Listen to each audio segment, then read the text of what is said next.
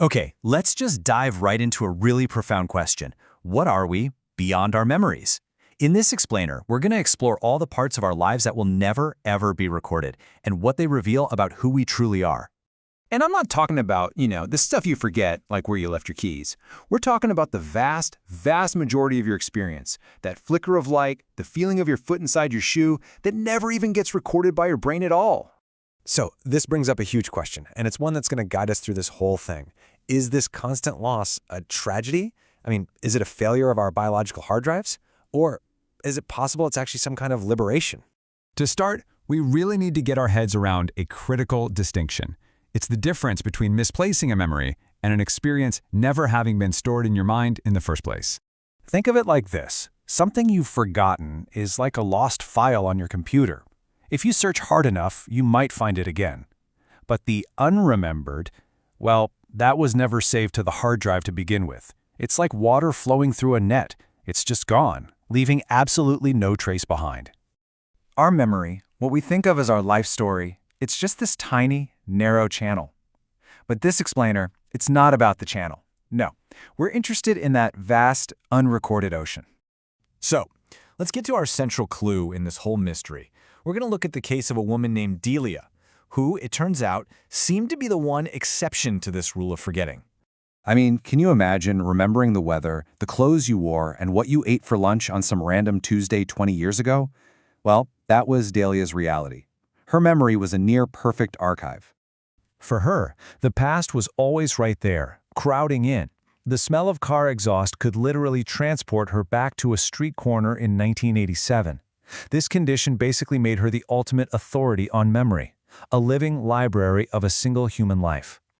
But then, at age 63, she was recalling a family vacation from 40 years earlier, and she discovered a shocking 90-minute gap in her perfect memory. The drive home from the beach was just gone. And here's the really weird part. She didn't find a black void. That would have been strange enough. No, she found something way more unnerving. This distinct feeling that something had been there. Like the impression left on a cushion right after someone gets up. This question, which Delia actually wrote down on a legal pad, launched her on this profound investigation. See, she wasn't just trying to find a lost memory anymore. She was trying to understand the very nature of her own mind. And her investigation revealed something absolutely stunning. Memory isn't just stored in your mind. It's more like a collection of different archives, and some of them are written in languages our conscious thoughts just can't read. So while her autobiographical memory, the story in her mind, had that 90-minute gap, she started to realize that her body held a totally different kind of memory. We're talking pre-verbal sensations, gut feelings, experiences stored not as stories but as physical states. This is such a crucial insight. An experience we can't recall isn't actually traceless. It might still be shaping us, held in the body's hidden archives, in our posture, our gut reactions, the patterns of our nervous system. And this is where the whole investigation took a stunning pivot, because the mystery wasn't really about a missing memory anymore.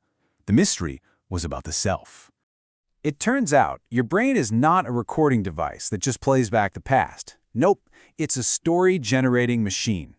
What we call memory is actually a reconstruction, a new story our brain builds in the present moment, using scattered fragments from the past. So here's the key point. Our memories, and because of that our entire sense of self, are actually malleable stories. We are constantly building who we are right now by creating a past that explains it. And this brings us to the ultimate revelation, the culmination of Delia's entire investigation into the nature of her own being. This realization that her self was just a story put together from memories, even a perfect collection like hers, it forced her to confront the most profound question of all. I mean, if she wasn't that vast, detailed archive of experiences that she had spent her whole life collecting and being defined by, then what was the fundamental nature of her being? Who was she really? This was her final, breathtaking insight. She wasn't the collection of memories. That was the island. She was the vast, conscious awareness in which all those memories appeared. She was the ocean itself. So that great ocean of unrecorded experience, all those moments that leave no trace, that's not a deficiency. It's not a flaw. It is the system. It's the vast space of awareness that allows the little island of memory to exist at all. And this brings us right back to you, right now. Here's the final thought we want to leave you with. What if who you truly are isn't the story of your life, but the silent, aware space in which that story is being told?